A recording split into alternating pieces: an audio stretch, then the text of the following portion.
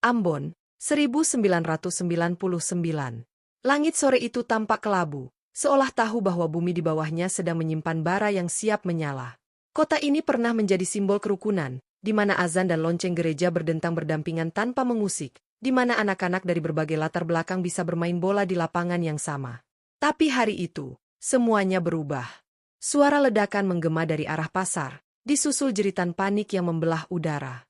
Asap hitam mengepul di kejauhan, mengabarkan bahwa sebuah rumah, atau mungkin lebih, telah terbakar. Tamar, seorang pemuda muslim dari kawasan Batu Merah, berdiri di depan masjid sambil menggenggam parang. Wajahnya tegang, matanya nanar memandangi arah asap. Ia belum pernah memegang senjata, apalagi berpikir akan menggunakannya. Tapi malam sebelumnya, rumah pamannya dibakar, dan kabar yang beredar menyebut pelakunya adalah orang Kristen dari atas gunung. Di sisi lain kota, Denny, seorang mahasiswa Kristen dari kawasan Karangpanjang, tengah berdesakan di dalam gereja tua bersama ibu dan adiknya yang masih kecil. Gereja itu, yang biasanya hening dan damai, kini berubah menjadi tempat pengungsian darurat. Di luar, suara-suara keras menggema, terdengar seperti suara massa dan letusan senapan. Denny memeluk adiknya yang gemetar, mencoba menenangkannya dengan lagu anak-anak yang dulu mereka nyanyikan sebelum tidur. Tapi suaranya sendiri bergetar, tertahan antara takut dan marah. 2 hari lalu, rumah tetangganya, seorang ibu muslim yang sering memberi mereka kue, dijarah dan dibakar oleh massa tak dikenal. Denny tak tahu siapa yang memulai semua ini, tapi ia yakin satu hal, semua orang kini saling mencurigai, dan rasa takut itu jauh lebih mematikan daripada peluru. Jalan-jalan yang biasa menjadi rute aktivitas harian kini berubah jadi medan tempur. Batas-batas tidak lagi terlihat oleh rambu, tapi oleh tatapan mata dan keberpihakan. Siapapun yang salah masuk wilayah, bisa langsung hilang. Anak-anak tak lagi bersekolah, pasar lumpuh total, dan ambulans berseliweran membawa korban dari kedua belah pihak. Tentara dan polisi lalu lalang, tapi kehadiran mereka tak banyak mengubah keadaan. Sebagian warga bahkan percaya bahwa aparat telah berpihak, isu yang kian membakar amarah dan dendam. Di tengah kekacauan itu, Tamar mulai kehilangan pegangan. Ia masih muda, belum mengerti politik atau sejarah panjang ketegangan antar warga. Ia hanya tahu, ada orang yang membakar rumah pamannya, dan ia harus membalasnya. Denny, yang selama ini dibesarkan dalam lingkungan Kristen yang terbuka, merasa kebingungan melihat sekelilingnya berubah begitu cepat. Teman-temannya yang dulu bermain gitar bersama, kini saling menyebar informasi soal serangan berikutnya dari pihak lain. Ada yang menyarankan menutup jalan dengan barikade, ada pula yang diam-diam menyelundupkan senjata. Denny mencoba mencari Fadli, sahabat lamanya yang muslim dan tinggal di Mardika. Tapi semua jalur komunikasi terputus. Ia menyesali banyak hal, mengapa tak pernah menyimpan nomor rumah Fadli, atau setidaknya pernah bertanya di mana ia tinggal persisnya. Rasa bersalah dan cemas bersatu, membuat tidurnya tak pernah benar-benar nyenyak. Sementara itu, Tamar mulai menyadari bahwa banyak warga yang tidak tahu alasan mereka harus saling membenci. Setiap malam di pos ronda masjid, para pemuda berbicara dengan semangat berkobar, namun jika diperhatikan lebih dalam, tak satu pun dari mereka tahu siapa yang sebenarnya memulai kekacauan ini. Semua hanya mengutip kabar dari mulut ke mulut. Katanya orang Kristen yang duluan. Kata orang, mereka yang duluan bakar rumah. Tamar mulai merasa gamang. Ia memandangi parang di tangannya, merenungi apakah benda itu benar-benar akan membawanya pada keadilan, atau justru menjadikannya bagian dari lingkaran kekerasan yang sama. Di satu malam yang sunyi, Tamar termenung di beranda rumahnya, memandangi langit gelap yang tak lagi ditaburi bintang. Ia teringat masa kecilnya ketika ia, Daniel, dan Fadli bermain layang-layang bersama. Mereka bertiga berasal dari keluarga berbeda agama, tapi saat itu, mereka tak pernah peduli pada perbedaan. Tamar terisak pelan, marah pada dirinya sendiri karena kini merasa begitu jauh dari masa itu. Di tempat lain, Denny pun memandangi foto lama yang sempat ia selamatkan dari rumahnya.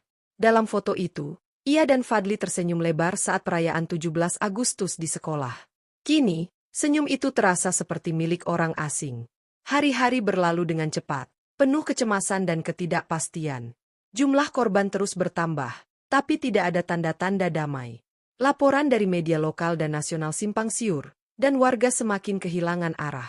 Tamar mulai menghindari pembicaraan di pos ronda, lebih sering mengurung diri di kamar sambil menulis catatan tentang apa yang ia lihat. Denny pun mulai menulis diari, sesuatu yang dulu jarang ia lakukan. Ia merasa harus menyimpan jejak peristiwa ini, karena dunia perlu tahu bahwa tidak semua orang Ambon ingin berperang. Ambon menjadi kota yang terbelah, bukan hanya secara fisik tapi juga dalam hati dan pikiran warganya. Teman menjadi musuh, dan keraguan merusak ikatan yang dulu tak tergoyahkan. Tamar dan Denny adalah dua jiwa muda yang terjebak dalam pusaran kebencian yang bukan mereka ciptakan. Keduanya mencoba bertahan, masing-masing di sisi yang berbeda, tak tahu bahwa takdir akan mempertemukan mereka dalam keadaan yang tak terduga. Dan di tengah kehancuran itu, sebuah pertanyaan terus menggema dalam hati mereka. Apakah semua ini akan berakhir? Garis batas itu tak tertulis di peta, tak dilukis dengan cat di jalan, tapi semua orang tahu di mana ia membentang. Anak-anak yang dulu berlarian dari lorong ke lorong kini dilarang keluar rumah. Para ibu yang biasa menenteng belanjaan melintasi pasar kini hanya duduk termenung di beranda rumah, matanya was-was ke arah jalanan. Di Ambon, satu kelurahan bisa terbagi menjadi dua dunia yang tak lagi bisa bersentuhan. Batu Merah dan Mardika, yang hanya berjarak beberapa kilometer, kini terasa seperti planet berbeda. Di tengah ketegangan itu, orang-orang menciptakan peta mereka sendiri, jalan mana yang aman, gang mana yang rawan, siapa yang bisa dipercaya, dan siapa yang harus dihindari. Tapi yang lebih menyedihkan, peta itu dibuat berdasarkan keyakinan agama, bukan lagi nurani. Tamar mengamati jalan dari jendela rumahnya, memperhatikan barikade yang dibangun di ujung gang.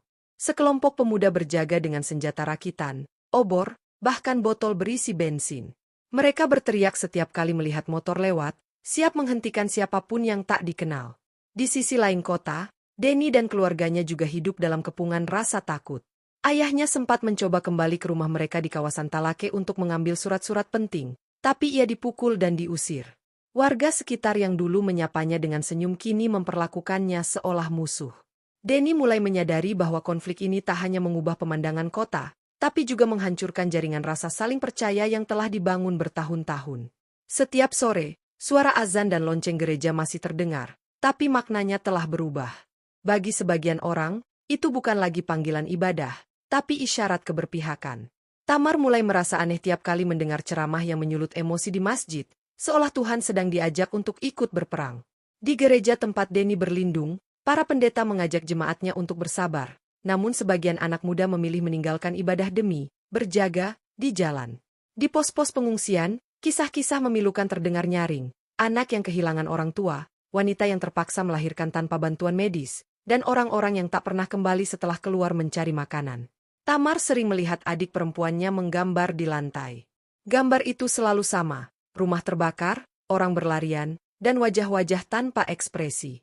Ia mencoba tersenyum dan menyemangatinya, tapi dalam hati, Tamar takut apa yang dilihat adiknya akan membekas selamanya. Denny pun melihat hal serupa. Di gereja, anak-anak menggambar dengan krayon seadanya, dan hampir semuanya menggambarkan senjata, asap, dan darah. Dunia anak-anak telah dicuri oleh orang dewasa yang tak mampu menahan kebencian. Mereka tidak lagi menggambar bunga, pelangi, atau burung. Mereka menggambar ketakutan. Di tengah semua itu, Tamar bertanya pada dirinya sendiri. Apakah semua orang Kristen benar-benar membenci umat Islam? Apakah semua yang dilakukan mereka adalah kejahatan? Ia ingat bahwa dulu ia sering bermain di rumah Daniel, dan keluarga Daniel memperlakukannya dengan sangat baik. Tapi suara di sekitarnya terus berkata lain. Jangan percaya. Mereka semua sama. Denny pun dilanda keraguan. Ia mendengar kabar bahwa sekelompok pemuda Muslim menjarah rumah-rumah di kawasan Kristen, tapi ia juga tahu ada keluarga Muslim yang membantu warga Kristen melarikan diri. Suara-suara keras terus menyuarakan pembalasan, namun di dalam hatinya, Denny tahu bahwa tidak semua orang Muslim itu jahat. Ketakutan membentuk tembok yang tak terlihat namun sangat kokoh. Tamar ingin membantu seorang anak kecil yang tampak kebingungan di jalan, tapi ia ragu karena anak itu mengenakan kalung salib. Denny melihat seorang lelaki tua yang tampak kelelahan di jalan, tapi ia tak berani menghampirinya karena pria itu mengenakan kopiah putih. Setiap tindakan kecil yang dulu dianggap manusiawi kini menjadi tindakan berisiko. Rasa iba dianggap kelemahan, dan empati dianggap sebagai pengkhianatan terhadap kelompok. Tamar dan Denny sama-sama merasa terjebak, seolah dipaksa memilih antara menjadi manusia atau menjadi bagian dari kubu. Hari-hari berlalu, dan luka-luka baru terus bermunculan. Rumah sakit kewalahan, petugas medis bekerja tanpa henti, namun tak semua korban bisa ditangani. Beberapa keluarga bahkan memilih menyimpan jenazah di rumah karena takut dibunuh saat melintasi wilayah lain untuk pemakaman. Tamar membantu menggali makam untuk korban di kampungnya. Sambil menyekop tanah, Ia merasa seolah sedang menggali kuburan bagi kemanusiaan itu sendiri. Denny menulis diari. Semua ini terasa seperti mimpi buruk yang tak kunjung selesai. Aku rindu dunia yang dulu. Mereka tidak tahu bahwa di tempat berbeda, di waktu yang hampir sama, mereka memikirkan hal serupa. Tamar ingin sekali bisa bertemu seseorang dari sisi lain yang masih punya hati. Denny berharap ada orang dari seberang yang bisa menunjukkan bahwa tidak semua telah kehilangan akal sehat. Tapi harapan itu terasa seperti bunga yang tumbuh di atas aspal panas, langka, nyaris mustahil. Namun, dalam hening yang menyesakkan, benih pertemuan sedang tumbuh pelan-pelan, tak disadari oleh siapapun. Garis batas yang tak terlihat itu, ternyata bisa retak, bukan oleh senjata, tapi oleh rasa ingin percaya kembali. Dan dalam waktu dekat, dua pemuda ini akan dipertemukan oleh sesuatu yang lebih kuat dari amarah, rasa ingin memahami. Suatu siang yang panas dan berdebu, Tamar ditugaskan oleh ibunya untuk mencari air bersih. Sumur di kampung mereka mulai mengering, dan pasokan air dari tangki bantuan tak pernah cukup. Ia pun berjalan menuju batas kampung, membawa 2 jeriken plastik. Di kepalanya, suara ibunya terngiang, "Jangan lewat jembatan, itu dekat wilayah Kristen." Tapi Tamar tahu, satu-satunya sumber air yang masih layak hanya bisa dicapai dengan menyeberangi jembatan kecil di pinggir sungai. Dengan hati-hati, ia memilih waktu yang sepi, berharap tak ada yang melihat. Ia menutupi kepalanya dengan topi, menghindari agar wajahnya tak dikenali. Saat melangkah melewati jembatan itu, Tamar merasa seperti berjalan di atas seutas benang, setiap langkah bisa mengarah pada kehidupan atau kematian. Denny, di sisi lain sungai, tengah membersihkan sampah yang menumpuk di aliran air. Ia tak menyangka akan melihat sosok asing mendekat dari arah timur. Langkah-langkah itu cepat dan ragu-ragu. Awalnya Denny siap berteriak, tapi pandangannya tertumbuk pada raut wajah Tamar, bukan wajah penuh amarah, melainkan wajah seorang pemuda lelah yang hanya ingin menuntaskan tugas. Ada keraguan di dada Denny. Ia tak membawa senjata, hanya seutas tali dan sekop. Tapi bukankah dulu ia sering bermain bola dengan anak-anak dari arah sana? Ia tak ingat nama mereka satu persatu. Namun ia yakin bahwa tidak semua orang dari wilayah seberang adalah musuh. Ketika mereka berhadapan di tepi sungai, suasana seperti membeku. Tamar langsung siaga, tangan menggenggam erat gagang jeriken. Denny pun kaku, namun ia tidak bergerak mundur. Mata mereka bertemu, sekilas, kemudian saling menghindar. "Mau ambil air?" tanya Denny akhirnya. Suaranya parau dan nyaris tak terdengar. Tamar mengangguk pelan, masih waspada. "Silakan," kata Denny, sambil menunjuk ke arah pancuran bambu yang masih mengalir. Tamar ragu sejenak, lalu melangkah pelan, mata tetap awas. Selama beberapa menit, hanya suara air dan jeriken yang diisi memenuhi udara. Tapi dalam keheningan itu, sebuah jembatan kecil mulai terbentuk, tak terlihat tapi nyata. Tamar selesai mengisi jeriken dan hendak pergi, tapi sebelum ia berbalik, ia berkata lirih, "Namamu siapa?"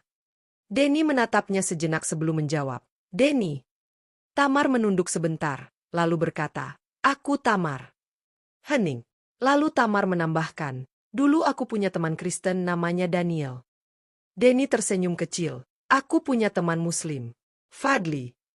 Tak ada lagi yang dikatakan. Tamar mengangkat jeriken dan kembali menyeberang jembatan. Namun kali ini, langkahnya terasa lebih ringan. Denny duduk kembali di pinggir sungai, menatap aliran air dengan mata yang berbeda. Ia merasa baru saja menyentuh sesuatu yang telah lama hilang, kepercayaan. Hari-hari berikutnya, Tamar kembali ke sungai. Ia selalu datang saat siang bolong, ketika jalanan sepi dan matahari terik. Dan setiap kali, Denny sudah di sana. Mereka tak pernah berbicara banyak. Kadang hanya bertukar pandang, kadang saling lempar 1-2 kalimat. Tapi perlahan, keheningan mereka berubah menjadi keakraban diam. Denny pernah membawa buah pala dan memberikannya pada Tamar, dan Tamar membalas dengan roti pisang buatan ibunya. Di tengah dunia yang hancur oleh kebencian, dua pemuda itu menemukan sesuatu yang sederhana namun langka, kesediaan untuk melihat manusia di balik label. Namun pertemuan mereka tidak selamanya tersembunyi. Suatu sore, Tamar dicegat oleh teman-temannya yang mulai curiga. "Kamu sering ke arah sungai, ngapain?" tanya salah satu dari mereka dengan nada curiga. Tamar beralasan bahwa ia mencari air, tapi nada jawabannya goyah. Ia tahu, sekali diketahui bahwa ia berinteraksi dengan musuh, ia bisa dianggap pengkhianat. Di sisi lain kota, Denny pun mulai ditegur oleh seorang pemuda yang biasa berjaga di gereja. "Kamu sering ke sungai, Jangan-jangan ada apa-apa di sana. Denny hanya tertawa kecil, pura-pura tak paham. Tapi dalam hati, ia tahu rahasia mereka bisa runtuh kapan saja. Tamar mulai menulis lebih sering di catatannya.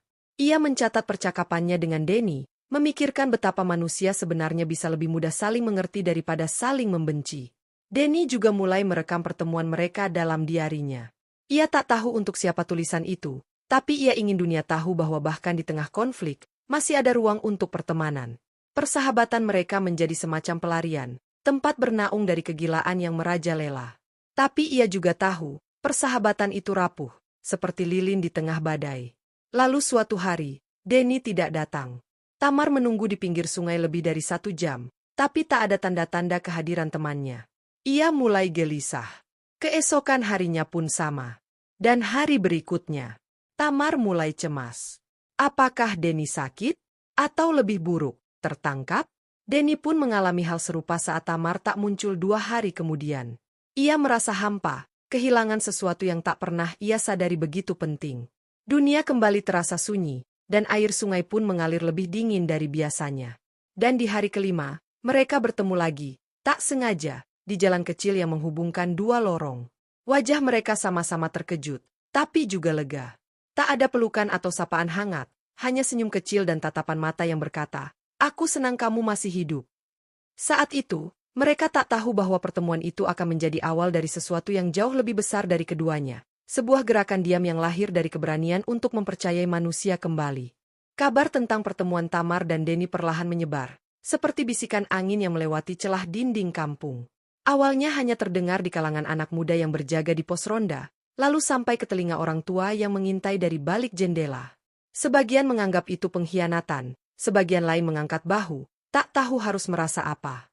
Tapi di antara sekian banyak suara, ada segelintir orang yang justru merasa tergugah. Jika 2 anak muda dari 2 sisi konflik bisa bertemu tanpa saling membakar rumah, bukankah itu pertanda bahwa perdamaian belum sepenuhnya mati? Namun, seperti bara yang tertutup abu, harapan itu rapuh dan bisa padam oleh satu tiupan amarah. Di kampung Tamar, seorang guru tua bernama Pak Rafli diam-diam mendekatinya. "Aku dengar kau bertemu anak Kristen di sungai," katanya pelan, sambil menyesap teh. Tamar nyaris membantah, tapi mata Pak Rafli penuh pengertian, bukan tuduhan. "Kau tahu," lanjutnya, "dulu sebelum kerusuhan, aku sering mengajar anak-anak dari 2 kampung. Mereka semua tertawa dengan cara yang sama." Tamar menunduk, merasakan kehangatan yang jarang ia terima sejak konflik meletus. "Kalau kau percaya dia teman yang baik," kata Pak Rafli sambil menepuk bahunya, "jangan lepaskan.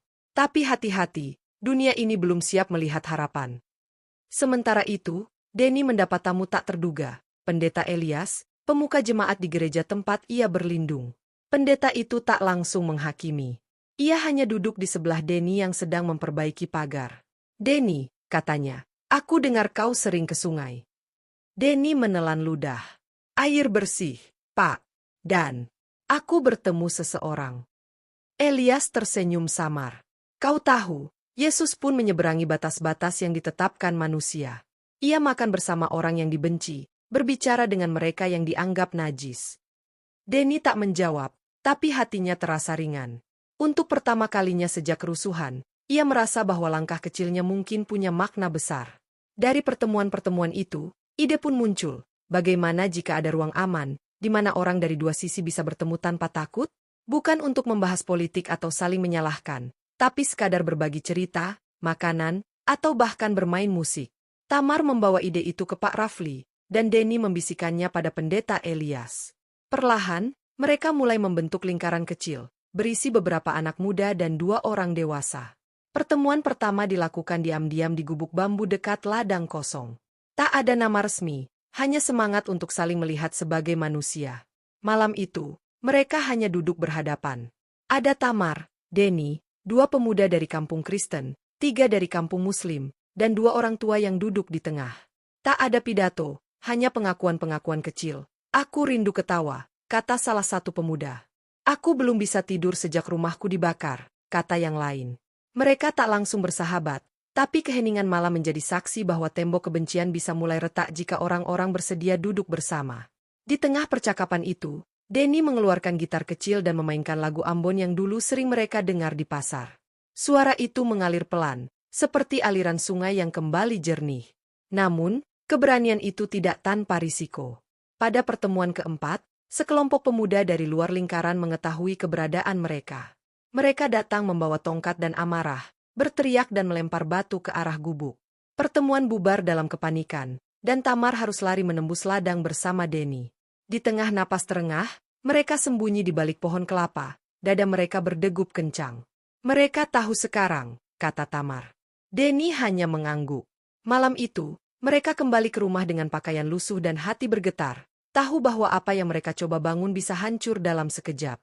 Keesokan harinya, gubuk mereka ditemukan hangus terbakar. Tak ada yang mengaku, tapi semua orang tahu siapa pelakunya. Lingkaran kecil itu pecah, dan masing-masing kembali ke rutinitas semula, berjaga, mencurigai, dan diam dalam ketakutan. Tapi api yang pernah menyala dalam hati mereka belum padam. Tamar kembali mencatat setiap kejadian dalam bukunya. Denny mulai membuat puisi, yang ia sembunyikan di bawah kasur gereja. Mereka tahu bahwa mereka mungkin tak bisa menghentikan perang, tapi mereka juga tahu bahwa diam tak lagi cukup. Beberapa hari kemudian, seorang gadis muda bernama Nella, sepupu Tamar yang tinggal di kampung Kristen, mendekatinya di pasar. Ia berkata, "Aku dengar kamu dan Denny nyaris bikin tempat aman itu jadi nyata. Aku ingin bantu." Tamar menatapnya lama. Gadis itu masih membawa luka di wajah akibat lemparan batu beberapa minggu lalu. Tapi matanya penuh tekad. Tamar sadar, meski gubuk itu telah dibakar, gagasan tentang ruang damai telah tertanam di benak banyak orang. Mereka tidak bisa dihentikan hanya dengan api dan batu. Maka mereka pun mulai kembali membangun, bukan dengan kayu dan bambu, tapi dengan pesan, tulisan, dan bisikan pelan dari mulut ke mulut. Ide tentang ruang aman menyebar seperti benih yang tertiup angin. Di balik warung, di dalam gereja, di pojok masjid, orang-orang mulai membicarakannya.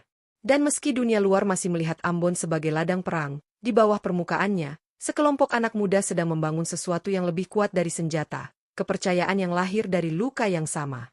Waktu terus berjalan, dan Ambon masih belum sepenuhnya pulih.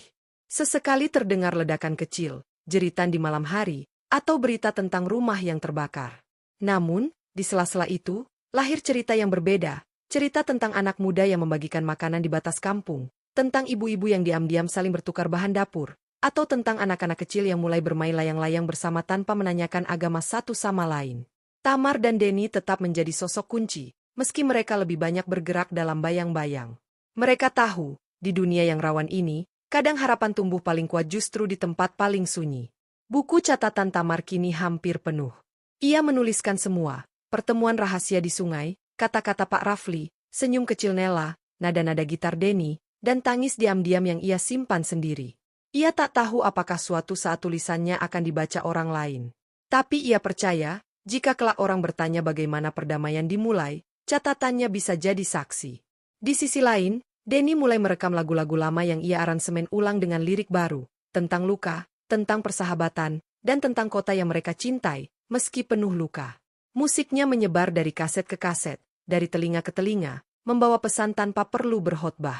Suatu sore, Tamar duduk di pelataran rumah Pak Rafli, memandang langit jingga. Kalau nanti damai benar-benar datang, tanyanya, apa kita masih bisa percaya satu sama lain? Pak Rafli tertawa kecil. Damai itu bukan tiba-tiba datang, TAM. Dia harus dipelihara, dijaga, meski kadang menyakitkan. Tamar terdiam, merenungi kata-kata itu. Ia tahu, perjuangan belum selesai. Tapi ia juga tahu, mereka tak lagi sendirian. Di balik dinding yang masih basah oleh arang dan debu, banyak hati mulai merindukan pelukan, bukan balas dendam. Denny bertemu kembali dengan Pendeta Elias di bawah pohon mangga yang dulu menjadi tempat doa. Pendeta itu berkata, kalau kau bisa membuat satu orang di seberang merasa aman, kau sudah memenangkan satu pertempuran batin.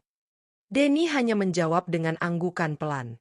Ia tahu, dunia tak akan berubah dalam semalam, tapi juga tak akan pernah berubah jika semua orang hanya menunggu.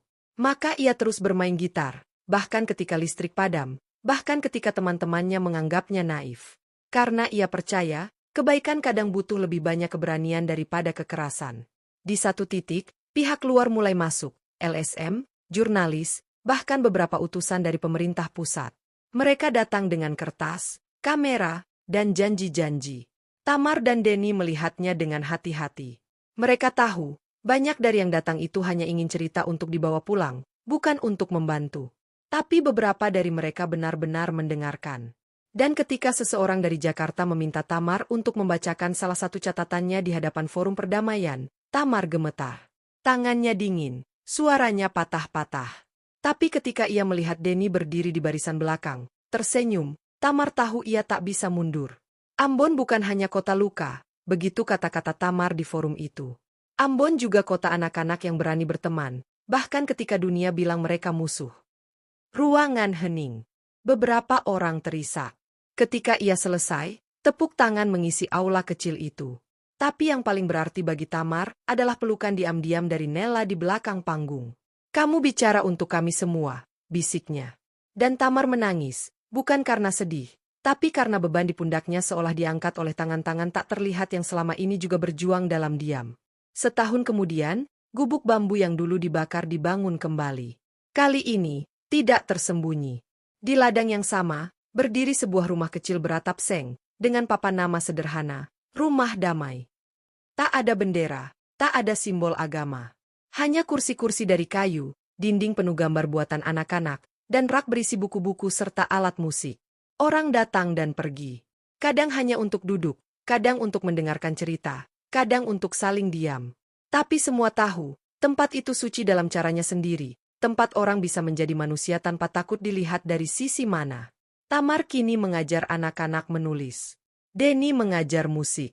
Mereka tak lagi sembunyi, meski luka-luka masa lalu masih sesekali datang mengetuk. Tapi sekarang mereka tahu cara menyambutnya. Dengan cerita, dengan lagu, dengan tangan terbuka. Mereka belajar bahwa perdamaian bukan tentang tidak adanya konflik, melainkan kemampuan untuk saling menahan diri ketika konflik datang. Dan Ambon, kota yang dulu terbakar oleh amarah, perlahan menemukan ritmenya kembali. Ritme yang dibangun dari nada-nada harapan yang dipetik dari jari-jari anak muda yang menolak saling membenci. Di akhir catatannya, Tamar menulis, "Jika kamu membaca ini, ketahuilah bahwa kami pernah berdiri di antara dua jurang, dan memilih membangun jembatan. Kami goyah, kami terluka, tapi kami tidak menyerah." Ia menutup bukunya dan menatap matahari tenggelam di ufuk barat. Di belakangnya, Denny memetik gitar. Dan dari kejauhan, suara tawa anak-anak mengisi udara senja. Ambon belum selesai. Tapi kini, ia punya alasan untuk berharap.